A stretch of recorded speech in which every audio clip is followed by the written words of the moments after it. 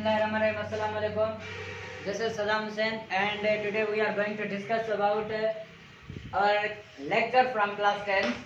आज हम क्लास 10 का जो लेक्चर डिस्कस करने वाले हैं वो चैप्टर पहले का है गैसेस एक्सचेंज। आज हम एनिमल्स में गैसेस एक्सचेंज डिस्कस कर चुके हैं कि यूनिसेल्युलर ऑर्गेनिज्म में गैसेस एक्सचेंज क्यों होती है, कैसे होती है। आज हम मल्टी सेल्युलर ऑर्गेनिज्म पढ़ने जा रहे हैं। मल्टी सेल्युलर में हम एग्जांपल लेने जा रहे हैं ह्यूमन का, क्योंकि हमारे टेक्स्ट में ह्यूमन का वजह किया गया है, कोई और एनिमल नहीं लिया गया कि फिश में कैसे होती है या फ्रॉग में, एम्फीबियंस में कैसे होती है, बाद में टेरेस्ट्रियल, लेकिन नहीं, डायरेक्ट हमारे टेक्स्ट में जो एग्जांपल लिया गया है वो ह्यूमन का है। ह्यूमन में रेस्पिरेशन कैसे होती है। ये मल्टी सेल्युलर, हम ह्यूमन्स जो है मल्टी सेल्युलर है क्योंकि हमारे सेल्स कंबाइन हुए हैं, टिश्यू बना है, टिश्यू से ऑर्गन बनाए, ऑर्गन से ऑर्गन सिस्टम बनाए, ऑर्गन सिस्टम से एक इंडिविजुअल बनाए। ठीक है, तो ये कंप्लीट ह्यूमन है जिसमें बहुत सारे सिस्टम्स चल रहे हैं। तो आज हम सिर्फ और सिर्फ उसमें एक सिस्टम डिस्कस करने जा रहे हैं। कौन सा है? Respiratory system. रेस्पिरेटरी सिस्टम ये डिफरेंट ऑर्गन्स पे मुश्तमिल है, जो कि डिफरेंट ऑर्गन्स सारे जो हैं एक साथ कंबाइन होकर एक फंक्शन परफॉर्म कर रहे हैं, तो उसको हम क्या बोल रहे हैं? एक सिस्टम है। तो आज जो सिस्टम पढ़ेंगे, जो सिस्टम रेस्पिरेशन में हेल्प करता है, यानी जो ब्रीथिंग यानी गैसेस एक्सचेंज के लिए हमें जो हवा है, हम जो गैस ले रहे हैं और बाहर निकाल रहे हैं, उसको एक्सचेंज करने में जो मदद कर रहा है सिस्टम, आज हम उस सिस्टम की क्या कर रहे हैं? डिस्कशन कर रहे हैं। रेस्पिरेटरी सिस्टम क्या है? A system which helps in the exchange of gases as known as respiratory system। ऐसा सिस्टम जो गैसेस के एक्सचेंज करने में हमारी हेल्प करे तो हम उसे क्या कहेंगे? Respiratory system. अच्छा, जो रेस्पिरेटरी सिस्टम में उसमें कौन कौन से ऑर्गन्स आ जाते हैं? हमने बोला ये सिस्टम है तो उसमें ऑर्गन्स मौजूद होंगे। तो वो ऑर्गन कौन कौन से हैं?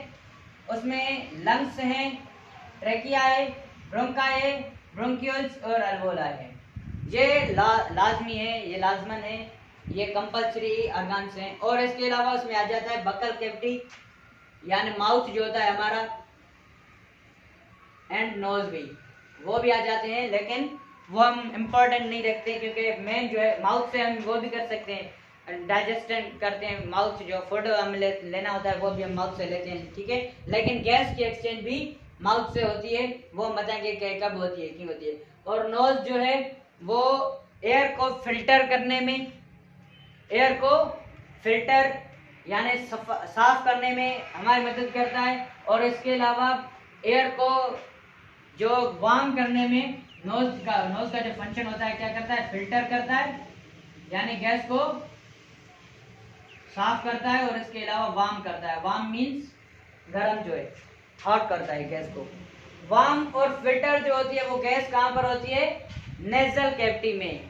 यहाँ पर हेयर्स होते हैं, नोज में हेयर्स होते हैं, जिसकी मदद से जो एयर होती है वो फिल्टर होती है, जिससे डस्ट पार्टिकल्स नोज के वाल्स पे अटैच हो जाते हैं या फिर वो बाहर निकाल जाते हैं। और वार्म इस वजह से होती है कि जो प्रेशर से एयर अंदर आती है वो कंप्रेस होती है, तो वो हीट काइनेटिक एनर्जी को रिलीज करती है।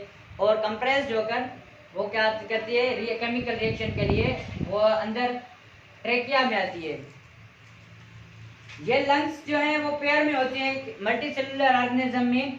अब यहाँ पर देख सकते हैं मैंने दो लंग्स बनाए हुए हैं, दो लंग्स हैं पेयर में। तो ये एक पेयर होता है, यानी उसमें दो लंग्स होते हैं, दो लंग्स से एक पेयर पर मुश्तमिल है। हमारे ह्यूमन रेस्पिरेशन हो या बर्ड्स में रेस्पिरेशन हो या किसी और ऑर्गेनिज्म एम्फीबियन में हो तो उसमें दो लंग्स होंगे, ठीक है। दो लंग्स हैं, ब्रोंकिया। और इसके अलावा जो पार्ट्स पढ़े हमने, ये एक अलग ऑर्गन है लंग, ये अलग ऑर्गन है लंग। दो लंग्स मिल गए अलग अलग ऑर्गन से, ठीक है, अलग अलग ऑर्गन से दो लंग्स हैं। इसके अलावा दो लंग्स में पहले तो गैस आएगी नहीं डायरेक्ट, क्योंकि उसके लिए उसे रास्ता चाहिए, तो रास्ते के लिए अलग अलग ऑर्गन्स बने। ट्रेकिया, ब्रोंका, ब्रोंक्यूल, ये तीनों जो हैं वो गैस को बाहर से अंदर लाने और अंदर से बाहर लाने में मदद करते हैं। ये ट्रेकिया है, एक पाइप है जो गैस को नेजल कैविटी से लेकर लंग्स तक पहुंचाने में मदद करेगा, लेकिन लंग्स तक डायरेक्ट नहीं पहुंचाएगा। और एक जगह ऐसी आ जाती है जहां पर वो ट्रेकिया बाइफरकेट होता है। बाइफरकेट इट मींस वो डिवाइड होता है, डिवाइड इनटू टू पार्ट्स, दो हिस्सों में डिवाइड होता है। जैसे कि एक चीज आते आते दो हिस्सों में बट गई। ये ट्रेकिया था, ट्रेकिया बाइफरकेट होगा, बाइफरकेट होने की वजह से इट मींस ये दो हिस्सों में, दो पाइप्स में डिवाइड हो गया। एक पाइप से दो पाइप्स हमने निकाली है, तो ये बाइफरकेट हो गया। तो उन छोटे छोटे पाइप्स को हम बोलेंगे ब्रोंकाई, जहां पर ट्रेकिया बाइफरकेट हो रहा है तो उसे हम क्या बोल रहे हैं, ब्रोंकाई। और ब्रोंकाई से बहुत सारी छोटी छोटी नालियां निकल रही हैं, छोटे छोटे पाइप्स निकल रहे हैं, जो कि अल्वोलाई तक गैस को एक्सचेंज इजीली करेंगे, डायरेक्ट अल्वोलाई तक नहीं पहुंचेंगे। अल्वोलाई जो है वो सेक लाइक स्ट्रक्चर है, सेक लाइक स्ट्रक्चर्स हैं जो बैलून की तरह नजर आते हैं हमें एक लंग्स के अंदर, जहां पर वो रेस्पिरेटरी सरफेस भी कहा जाता है, जहां पर गैस की एक्सचेंज होती है। अल्वोलाई को रेस्पिरेटरी सरफेस भी कहा जाता है। रेस्पिरेटरी सरफेस क्यों कहा जाता है, क्योंकि यहाँ पर गैस की एक्सचेंज होती है। ये तो सिर्फ पैसेज था, लंग्स से गैस को अंदर लाएंगे, ये कॉम्प्रेक्स यानी लंग्स के क्या करेंगे, गैस को अंदर लाने में और बाहर निकालने में हेल्प करेंगे। गैस की जो एक्सचेंज होगी वो अल्वोलाई पे होगी। बाकी जो ये पार्ट्स हैं, ट्रेकिया है, नेजल कैविटी है या ब्रोंकाई ब्रोंकियल से, ये सिर्फ और सिर्फ वहां पे रास्ता प्रोवाइड कर रहे हैं, तो गैस कैसे बाहर से अंदर आए और अंदर से बाहर चली जाए। तो ह्यूमन रेस्पिरेशन में ये ऑर्गन्स जो हैं, तकरीबन 5 ऑर्गन्स हैं। कौन कौन से, लंग्स, ट्रेकिया, ब्रोंकाई, ब्रोंकियोल और अल्वोलाई। ये 5 जो ऑर्गन्स हैं, ये ऑर्गन नहीं है, ये हम सेल बोल सकते हैं, ठीक है, ये टिश्यूज हैं अल्वोलाई। लेकिन यहाँ पर इंपॉर्टेंस ये है कि गैस की जो एक्सचेंज होगी वो अल्वोलाई पे होगी, ठीक है। तो ये 4 जो हैं वो हमारे क्या है, मेन ऑर्गन्स है। अब देखो ऑर्गन्स में अलग अलग टिश्यूज होते हैं, यहाँ पर लंग्स अलग बने हैं, ये पाइप्स अलग बने हैं, अलग सेल्स के बने हुए हैं, अलग टिश्यूज के बने हुए हैं। तो अलग अलग ऑर्गन्स मिले हैं और उन्होंने सिस्टम डेवलप किया है। अब हम इस सिस्टम को, ये सिस्टम कलेक्टिवली फंक्शन परफॉर्म करेगा। गैस को अंदर लाना है तो सारे सिस्टम कलेक्ट आएगा। गैस अंदर कैसे पहुंचेगी, पाइप्स के थ्रू। बाहर कैसे निकलेगी, पाइप्स के थ्रू। अंदर आएगी कैसे, आएगी कि प्रेशर जनरेट होगा, लंग्स प्रेशर को जनरेट करवाएंगे, गैस अंदर आएगी, प्रेशर को रिलीज करेंगे, गैस बाहर जाएगी। तो ये सिस्टम सारा कलेक्टिवली फंक्शन परफॉर्म कर रहा है। तो हम इस सिस्टम को बोलेंगे, पूरे के पूरे सिस्टम को रेस्पिरेटरी सिस्टम, कि गैस की एक्सचेंज जो हो रही है वो with the help of lungs हो रही है, with the help of bronchi, bronchiole and trachea हो रही है। ये ऑर्गन्स जो है हमें क्या करवाते हैं, गैस की एक्सचेंज करने में हेल्प करते हैं। जैसे कि फॉर एग्जांपल अगर हम ट्रेकिया निकाल दें, डायरेक्ट नोज हो, लंग्स भी हमारे अंदर हो, ट्रेकिया निकाल दें, क्या गैस डायरेक्टली लंग्स पर आएगी? नहीं, ये एक कैनाल प्रोवाइड करता है, ये एक पाइप लाइक स्ट्रक्चर है जो गैस को लंग्स तक पहुंचने में हेल्प करती है। फॉर एग्जांपल हम अगर किसी जगह पर जा रहे हैं तो हमें रास्ता पता होना चाहिए। अगर हमें रास्ता पता होगा कि हम फॉर एग्जांपल हमें स्कूल से निकल, यहाँ क्लास से निकल कर ऑफिस जाएंगे, तो वो रास्ता हमें होगा, कहीं से जहाँ से जाएंगे रास्ता होगा। अगर वहाँ से रास्ता ना हो, क्लोज रास्ता होगा, बंद होगा, तो हम ऑफिस में नहीं जा सकते क्लास से। तो ये रास्ता प्रोवाइड करते हैं कि गैस को अंदर लिया जाए और बाहर लिया जाए। एक्सचेंज ऑफ गैसेस अल्वोलाई पे होती है। हमारा अगला टॉपिक जो होगा वो लंग्स को डिस्कस करेंगे, लंग्स कैसे होते हैं। सिर्फ और सिर्फ आप यहाँ पर थोड़ी सी हिंट ले लें। हिंट ये कि ट्रेकिया जो है वो पाइप लाइक स्ट्रक्चर है, ठीक है, पाइप लाइक स्ट्रक्चर है जो कि गैस को अंदर ले आती है और गैस को बाहर ले जाने में हेल्प करती है। और जहां पर ट्रेकिया बाइफरकेट होता है, डिवाइड होता है, और वो डिवाइड होता है तो वो क्या बनती है, ब्रोंकाई बनती है। बाइफरकेट यानी डिवाइड हो गया, हमारा एक ट्रेकिया था, पाइप सीधा आया, सीधे पाइप से डिवाइड हो गया, और डिवाइड होने में जो पाइप्स बने उन पाइप्स को हम क्या कहेंगे, ब्रोंकाई कहेंगे। और ब्रोंकाई में से एक ब्रोंकाई 2 होंगी। ये नहीं होगा कि ब्रोंकाई 4 है, 6 है, 8 है, 10 है, ये नहीं है।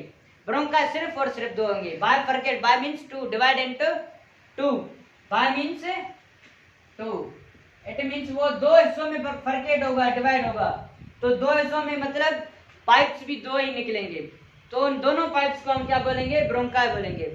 और उन ब्रोंकाई से एक अलग अलग ब्रोंकाई से, यहाँ लेफ्ट ब्रोंकाई, ये राइट ब्रोंकाई, ठीक है, ये लेफ्ट ब्रोंकाई हो गई, यानी ये लेफ्ट लंग को अटैच करेगी, ये लेफ्ट लंग को गैस प्रोवाइड करेगी।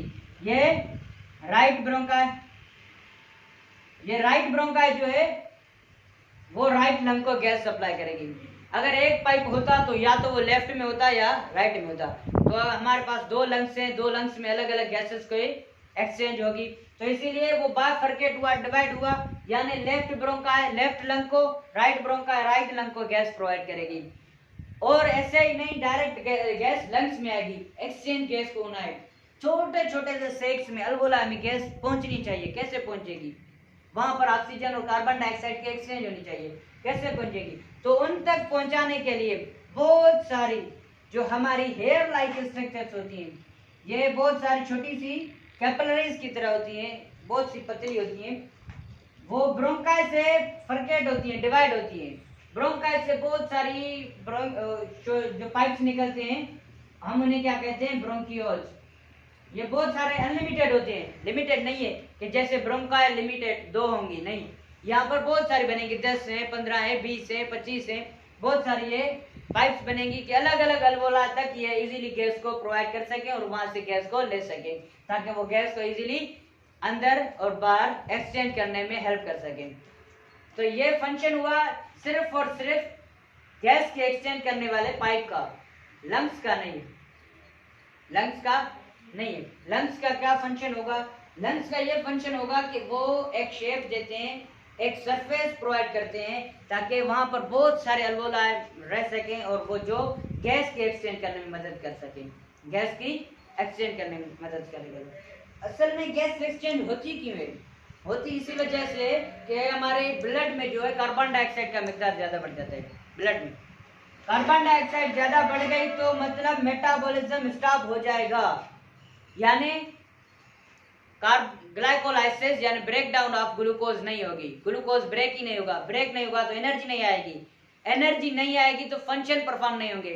तो इस वजह से कार्बन डाइऑक्साइड को यहाँ से बाहर निकाला जाएगा और ऑक्सीजन को इन किया जाएगा, ताकि ग्लूकोज को ब्रेक करके वहां से एनर्जी हासिल कर सके। तो ये हुआ हमारे गैसेस एक्सचेंज का सिर्फ और सिर्फ रेस्पिरेशन इन ह्यूमन। ह्यूमन में रेस्पिरेशन कैसे होगी, ये सिर्फ ह्यूमन में नहीं है, ये आप किसी भी एनिमल में जाके देख लें, यही ऑर्गन्स मिलेंगे आपको। ब्रोंका नेजल कैविटी होगी, वहां पे ट्रेकिया होगा, ब्रोंका होगा, ब्रोंकियोल्स होंगे, अल्वोला होगा, लंग्स तो उसमें जरूर होंगे। ये सिर्फ और सिर्फ हम ह्यूमन में डिस्कस करने जा रहे हैं, इसीलिए हमने आज ये टॉपिक जो लिया है वो कौन सा लिया है, ह्यूमन रेस्पिरेटरी सिस्टम। तो अगले लेक्चर में हम लंग्स के डिस्कस करने जा रहे हैं कि लंग्स कंप्लीट डिस्कस करेंगे कि लंग्स कैसे रोल करते हैं और वो कैसे किस तरह दिखाई देते हैं और उनका फंक्शन क्या होता है, वो अगले लेक्चर में हम डिस्कस करने जा रहे हैं। तो आज का लेक्चर हमारे यहाँ पर खत्म हुआ। अगर किसी को कोई भी क्वेश्चन है या कोई पॉइंट अगर आपको समझ में नहीं आई तो आप कमेंट सेक्शन में अपना कमेंट दे दें, मैं आपको आंसर दे दूंगा।